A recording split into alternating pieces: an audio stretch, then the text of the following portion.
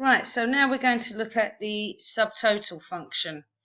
Subtotal function is quite useful because it is one function, but it's got different basically categories attached to it. So in one of the exam questions that we looked at, if you noticed, it looked for the average subtotal. Now, that is not an embedded formula. That is actually a function within the subtotal function, which is really, really useful.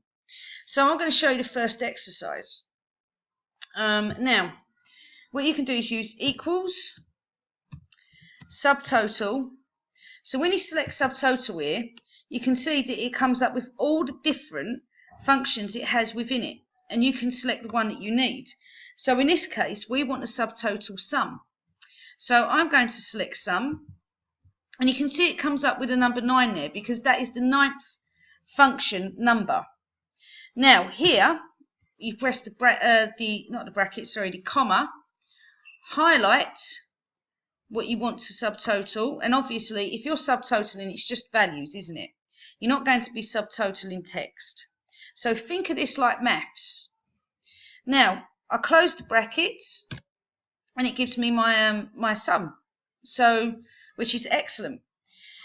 Next one over here, okay, this one here, it says subtotal the average of June only. Now when we was looking in our exam, we was thinking, how are we going to do this?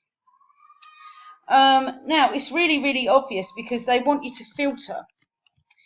So I'm going to filter out June only. I don't, it's sometimes you just forget to do these things, you just don't realise because you're always looking for something more complicated. So now I'm going to filter here, and I'm going to select them up for June only. Press OK, and here's June. Obviously the rest of your spreadsheet is going to disappear. Don't worry about that. Okay, it doesn't matter. So the average for June, so then I would just simply put in my equals subtotal, select average,